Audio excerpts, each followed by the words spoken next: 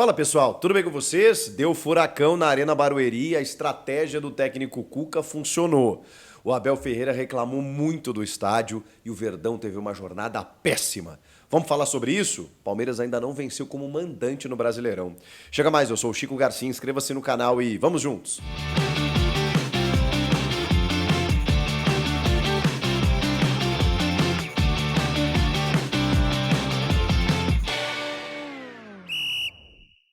Deu tudo certo para o Atlético Paranaense na Arena Barueri. Deu tudo errado para o Palmeiras de Abel Ferreira. A gente poderia resumir o jogo dessa maneira, mas claro que a gente tem que falar muito mais a respeito disso.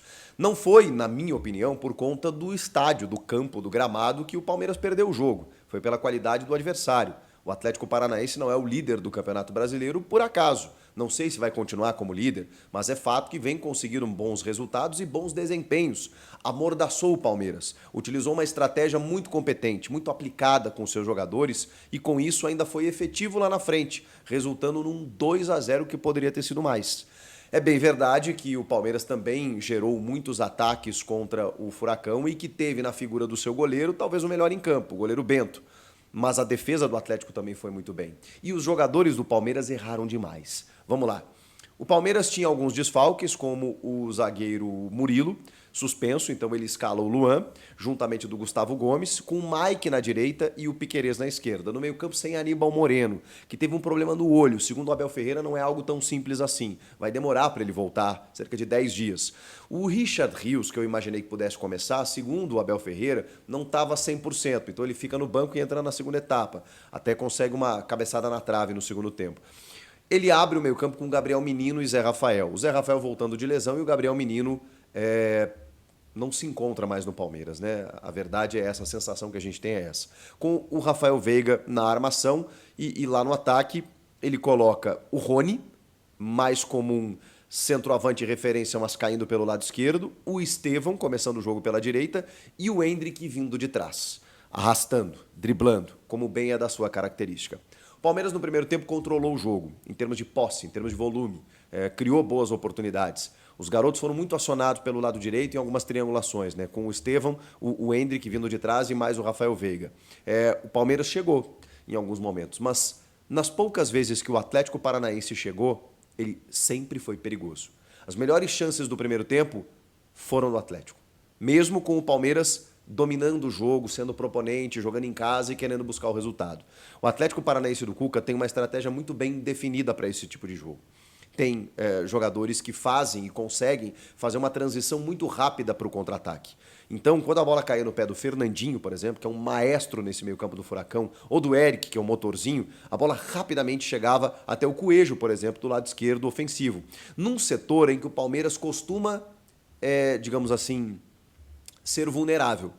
Não era o Marcos Rocha, que até é um pouco mais defensivo, era o Mike. Então esse lado direito defensivo do Palmeiras sofreu muito no primeiro tempo quando o Coelho caía por ali. O Nicão, que foi o escolhido pelo Cuca para começar o jogo pelo lado direito, até não atacou tanto em profundidade. Ele nem tem tanta profundidade, né? Ele corta mais para dentro para combinar jogadas. Ele teve uma ou outra chegada. Normalmente ele ficava mais parado aqui pelo lado direito, atrás da linha divisória do gramado, que era uma cobrança do Cuca até para que ele se soltasse. Ele ficava um pouco mais para o Coelho espetar do outro lado.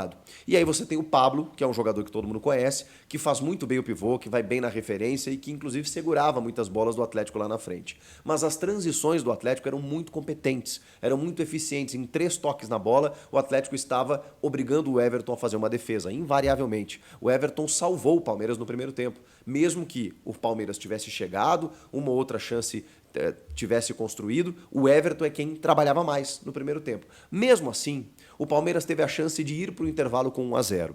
Num dos contra-ataques, porque aí em alguns momentos virava até trocação, né? Então por isso o Palmeiras também tinha contra-ataque, não era só o espaço de um time se defendendo, como o Atlético também atacava, ele oferecia o contra-ataque. Num dos contra-ataques, o Endrick, que fez algumas jogadas plásticas, tentou dar chapéu aqui e ali, fez algumas jogadas individuais muito interessantes. O Rony é lançado, e o Rony estava sendo muito criticado e tal, já tinha perdido um gol ou outro. Ele consegue ganhar numa disputa com o Kaique Rocha, que vai muito mal na jogada, não sofre a falta, mas ele acaba caindo no gramado. O Rony fica cara a cara com o Bento e perde um gol inacreditável. Na sequência, o Endrick faz aquilo que a gente espera dos craques, que é o não óbvio, que é cortar para o lado em que ninguém espera. Quando ele dá um drible de corpo e corta para o outro lado, ele confunde completamente o Bento, que comete a penalidade. 50 minutos de jogo, o Endrick segura a bola até servir o Rafael Veiga, e aí o Veiga vai para a bola e perde a penalidade. Ele chuta cruzado, forte, no canto, é verdade, mas o Bento estava lá para defender. E com isso, obviamente, você já, poxa vida, desperdiça a chance de sair na frente. O Veiga é um cara que tem sido cobrado por melhores desempenhos e naquilo que é uma das suas especialidades ele fracassou. Ele realmente perdeu a disputa de pênalti. Muita gente reclamou, o Abel inclusive, da invasão do Fernandinho, por exemplo, que está dentro da meia-lua. E a regra mudou desse ano. Nesse ano pela International Board. O jogador, ele não é que ele pode invadir, mas ele não vai ser punido por invadir se ele não gerar impacto no jogo, se ele não aproveitar um rebote, se ele não interferir na jogada, se ele não interferir na bola, no adversário, se ele não tiver ou não causar nenhum impacto na cobrança, vida que segue. E essa é uma mudança na regra e o Abel Ferreira provavelmente não sabia, ou se sabia, continuou reclamando igual, mas não faz nenhum sentido, o Veiga desperdiçou. E o grande problema é que o Endrick caiu na pilha muitas vezes de alguns jogadores do Atlético. Ele deu uma chegada no Fernandinho no começo do jogo muito desproporcional, depois ele teve alguns outros embates, até que ele sofre uma falta no meio campo. Na verdade, eu nem acho que tenha sido sofrido, mas ele cai pedindo uma falta, o Braulio deixa o jogo seguir, e tá aqui um cara que acha o Braulio péssimo, tá? Só para vocês entenderem. Aí chega no ataque, ele vai lá e comete uma falta completamente fora de esquadro, ele levanta o jogador do Atlético, e o problema disso tudo, sem bola, tá? O problema disso tudo é que, bom, ele tomou um cartão, ele tá suspenso pro próximo jogo, isso até o de menos. O problema é que ele faz uma falta, faltando, sei lá, minutos para terminar, segundos para terminar o primeiro tempo, na entrada da área. Ele oferece ao Atlético Paranaense uma falta, uma bola parada na entrada da área por uma atitude impensada, que ele foi lá revidar para mostrar para o árbitro que ele estava puto porque o cara não tinha marcado uma falta nele, então ele ia fazer uma falta.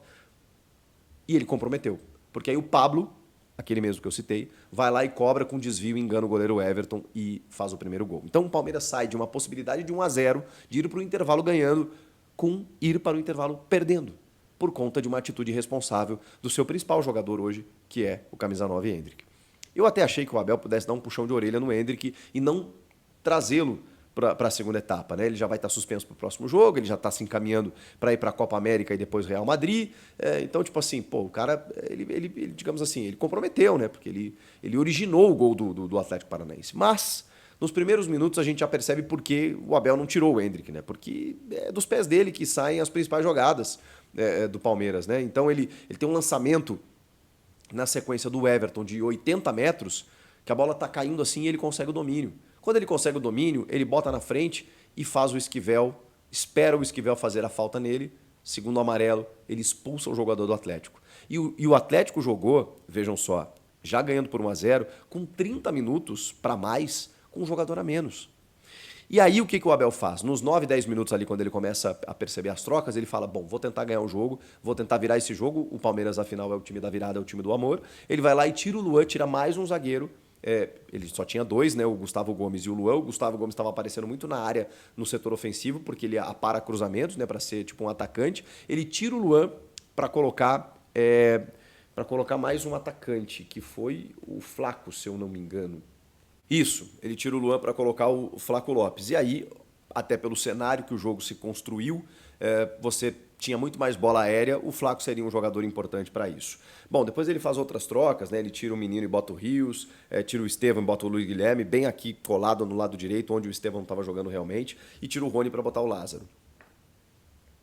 Depois ainda tem o Rômulo entrando no lugar do Zé Rafael. E aí que é também um jogador um pouco mais ofensivo, criativo, tirando um volante mais de contenção, que é o Zé Rafael. Ele tentou ganhar o jogo, só que o grande problema é que quando ele faz essa troca de tirar o Luan para botar o Flaco Lopes, na sequência ele toma um gol do Atlético, o segundo. Uma disparada pelo Coelho lá pelo lado direito, ele consegue o cruzamento e o Gustavo Gomes empurra a bola para dentro da rede. O Canóbio foi uma alternativa do Cuca para o segundo tempo, o que eu imaginei que isso fosse acontecer, porque o Canóbio é aquele cara que joga pelo lado, mas ele ataca muito, ele marca e ataca, ele corre o campo inteiro.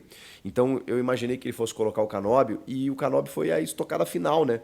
Porque, inclusive, no lugar do Nicão, que estava mais posicionado, o Canóbio faz o corredor com muito mais intensidade. O Canóbio faz até um terceiro gol, só que ele estava impedido realmente, mas ali seria realmente acachapante, assim. Embora não fosse injusto, porque o Atlético, mesmo se defendendo, ele conseguiu se defender e ainda criou grandes oportunidades com perigo sempre que chegava ao ataque. A verdade é que depois disso, até por ter um jogador a mais, o Palmeiras empilhou chances criadas. Mas aí parou no goleiro, parou na defesa, parou nos erros dos atacantes. E aí tem um lance envolvendo o Rafael Veiga que ele quase vai expulso, porque ele vai por cima da bola realmente, só que ele atinge a bola. E na sequência o Fernandinho vai pular e pisa no Veiga. O Veiga fica sentindo, o Fernandinho também. O Braulio vai lá e expulsa o Veiga, o VAR chama para que ele retire o cartão vermelho, dê apenas o amarelo, e ele dá o amarelo também para o Fernandinho pela pisada. Tudo certo. Ali a arbitragem acertou, o que é raro. Mas enfim, o Veiga perdeu um pênalti, quase foi expulso. O Endrick comete a falta que origina o gol do Atlético Paranaense. O Gustavo Gomes faz um gol contra. Estamos falando de 3 figuras que são as principais do time. E os 3 comprometeram no resultado. E do outro lado, teve um furacão muito aplicado taticamente. No Fernandinho teve a figura como um maestro no meio-campo. Teve no Bento uma figura decisiva e teve no Coelho um cara muito incisivo pelo lado, sempre quando acionado, seja pela esquerda ou pela direita. A estratégia do Cuca deu certo. O Abel Ferreira foi para suas explicações e argumentou que, obviamente, o time não está jogando em casa. E, de novo, esse debate é longo, ele vem de muito tempo, de que o Palmeiras não manda os seus jogos no Allianz Parque quando tem shows. E o curioso é que era um show até, me perdoem, eu não conheço o cantor, sei que ele era da banda do One Direction e não é o mais famoso, não é o Harry Styles, né, é o parceiro dele, que levou 10 mil pessoas ao Allianz Parque. Ou seja, tranquilamente o cara poderia ter feito um show numa outra casa de shows, né, que comportasse um público menor do que o de um estádio. E o fato é que o Palmeiras não tem ingerência nisso, ele não manda nisso, né? No acordo com a W Torre, enfim, o Allianz Parque vende para muitos shows e o Palmeiras tem que sair do seu estádio para jogar na Arena Barueri. E o Abel falou, não tenho nada contra a Barueri, e eu acho que também não tem, porque o estádio é bom, o gramado é bom. Claro que o público não vai da mesma forma como vai no Allianz, né? Tivemos 12 mil pessoas. Então, assim, no Allianz, 30, 40, uma média de público incrível, é a casa do Palmeiras, é um acesso que o torcedor já conhece, é óbvio que faz diferença. E os números estão aí, né? O Abel foi muito claro, a nossa torcida nos concede 30% das nossas vitórias no Allianz Parque. Enquanto que na Arena Barueri são 2 jogos até agora no Campeonato Brasileiro, derrota para o Inter e derrota para o Furacão. O Palmeiras ainda não venceu como mandante. Não é um Campeonato Brasileiro bom do Palmeiras, tá? Não é. Não é. Que tem lá... Começo a vitória contra o Vitória, depois uma vitória contra o Cuiabá, empate contra o São Paulo, derrota para o Inter, derrota para o Furacão. Então, assim, tem algumas situações que elas precisam ser corrigidas. O Abel fala de um desgaste. Tivemos um dia a mais em relação ao nosso adversário, um dia menos em relação ao nosso adversário para se preparar, jogadores cansados, errando passe, oferecendo transições. Tá bem. Acho que são argumentos, mas a verdade é que o Atlético jogou muito melhor do que o Palmeiras e o Abel colocou na conta do estádio, porque ele disse, não me cobrem para sermos campeões longe do Allianz Parque. Ele disse essas palavras. E é curioso, né? Porque o próprio Abel Ferreira e o próprio Palmeiras se posicionaram contra a paralisação do futebol, dizendo que o futebol pode ajudar, inclusive, né? E que não tem problema Grêmio, Internacional e Juventude jogarem fora dos seus estádios. Mas para eles, jogar do Allianz Parque para a Arena Barueri tem um enorme problema. É aí que a gente vê como ficam as coisas, né? A chamada incoerência. Comenta aqui o que vocês acharam do jogo, inscreva-se no canal e eu volto na próxima. Tchau!